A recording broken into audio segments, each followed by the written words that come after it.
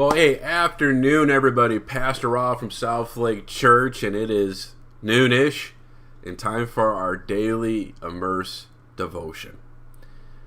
Starting off, lessons learned. Always double check what windows you have or tabs you have open on your computer, because certain family members might sneak around and change your profile pic. So, yeah, love you, Bets. Love Francie too, my other sister. So, anyway, now I got that done with. Welcome as we gather together for our daily devotion. As you've been reading through Immerse. Immerse is this way that we read the Bible to know who God is in a way that's easier to understand, a way to talk with others about it.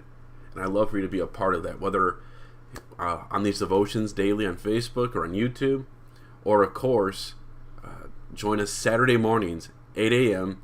over at Noah's Ark Cafe. We just gather together, drink some Bloody Marys, some mimosas, have breakfast, and ask about our reading for the week. So we'd love for you to be a part of that.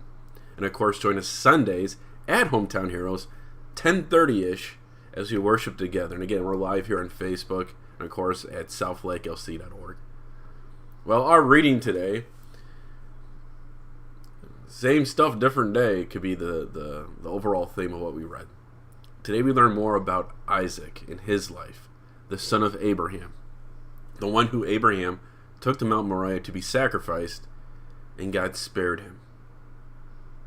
Well, we read now that Abraham, he passes away, and he has his two top sons, Ishmael and Isaac, and it talks about Ishmael's descendants, and it's important because the descendants of Ishmael will come up again in the story of Moses and God's people in Exodus going forward. So that's why it's important to keep those details together.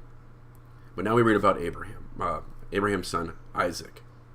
And what's interesting about Isaac, we read how Isaac, doesn't really seem to take care of his father's property the same way how Abraham had it. Has to go back and open up different watering holes, wells, has issues with different people on the land, does not have the same relationship like his father did. And what's interesting, at one point, Isaac meets Abimelech, a king, similar to, I'm guessing Abimelech means a title of a king, similar like his father did. And what does Isaac do? He goes, "Hey, this here is my sister, not my wife. Marry her." Father like son. Same thing that Abraham did, Isaac also did, as far as giving his wife away as a sister. There's a lot of comments there, but I love, in this story, we find out how the king found out about it. And again, depending on the English translation you use, it's always interesting how people translate certain words. And I love how the New Living Translation, NLT, which Immerse uses, says it. It says Jacob was caressing Rebekah. That's a much better word than we read it, like ESV. They might say that they touch or were next to each other. The gist of that phrase is that Jacob gives his wife away to this king. She's my sister.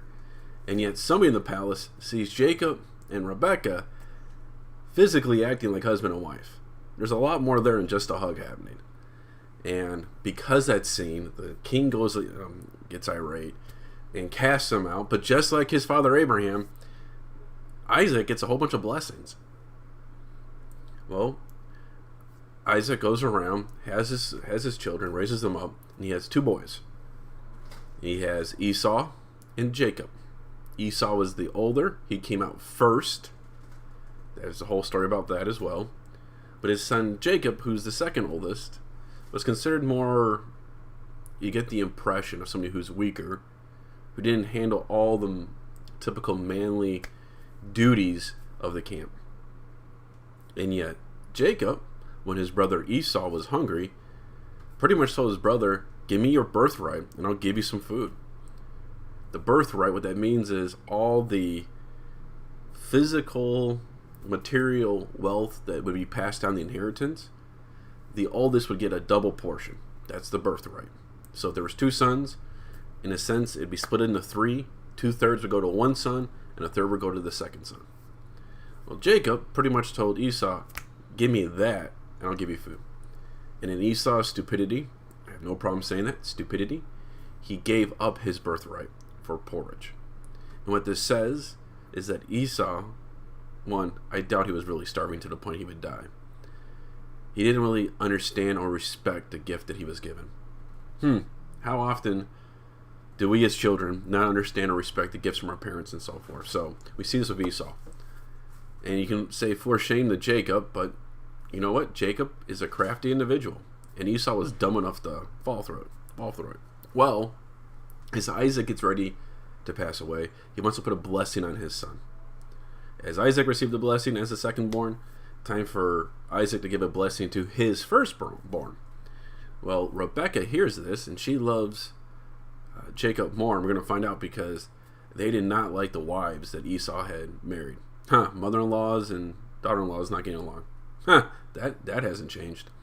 And so Rebekah gets this plan, gets Jacob to make the food that Isaac likes, puts on clothing to really mask himself as Esau, and Jacob receives a blessing.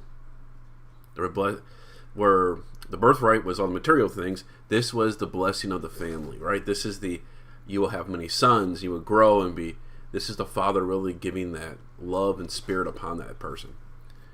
Esau finds out, and he asks his dad, like, Dad, can't you give me a blessing too? And the response is, son, I gave that blessing. I can't take it back. All I can give to you is that you will break away from yoke under your brother. Wow. There's a lot of family dynamics there. And the last thing I want to point out from our story today is it seems like Isaac, for a lot of his life, didn't really believe in God or didn't have a relationship with God, because God has to reference himself as, I'm the God of your father Abraham. I had a relationship with you, and I want to have a relationship with you as well, and with him, and with you as well. So yeah, so some interesting things going on here with the story of Isaac, which leads to then Jacob. And lastly, in our last part, because Jacob stole the birthright, stole the blessing, Esau wants to kill his brother. So his mom goes, hey, you got to get out of here. But this is very important. She makes a point that you need to leave here to get a wife. So there's something there, like as far as planning. Makes a point that she does not like her daughter-in-laws that her older son has married. But she also says you need to go to Isaac and get a blessing from him to go do this. This is important because as we read tomorrow, Jacob does not run in the middle of the night to go find his wife. Jacob does not pretty much take just the shirt off his back and leaves. He goes to get a wife, which means he would bring money. He would bring all kinds of gifts. He would have what's needed from his father and mother to get a wife. And that's an important detail we kind of miss in this story, because we'll see tomorrow how Jacob might not have all those things by the time he gets up there. Well, anyway, at Immerse, we asked 4 questions. Was there something new today? Maybe you didn't understand all the dynamics of Isaac and what was going on there. The fact that Isaac, just like his father, would give away his wife as a sister. I got no comments on that one. Maybe you have questions. Why would God allow such broken, dumb people to do these things and still have a blessing? And the answer is, I don't know, but thank God, because we're just as dumb and stupid. And here we are together. So, yes, you might have some questions about that. How about your relationship with God? And again, I will point this out again and again. We're seeing through this story that God works through broken people making dumb, broken decisions. Yet His will is done. And it's encouragement for you watching right now. As a reminder that, you know what? God's got this. Let's keep doing this together. And lastly, how are we going to live out our life this week? Well, I don't recommend being like Jacob and stealing birthrights and blessings from people. But what are we doing to help people have that relationship with that God? What are we doing to help share that and help people experience it? Each of us have to answer that differently. And my encouragement here at South Lake Church is we want to help you do that, to engage, grow, and share Jesus in our community relationships. Here's the cool thing about being a church. We do this together. Because at the end of the day, it ain't about views on Facebook. It ain't really about getting members of the church. It's about people having a relationship with Jesus. And we would love, all of us from South Lake Church, to help you have that relationship. Check us out, 8 a.m. Saturday mornings at Noah's Ark. Again, you will have breakfast taken care of for you. As somebody who's new, you're covered. So join us. And of course, check us out Sundays at 10:30-ish at Hometown Heroes Park in League City, here on Facebook, and of course at southlakelc.org.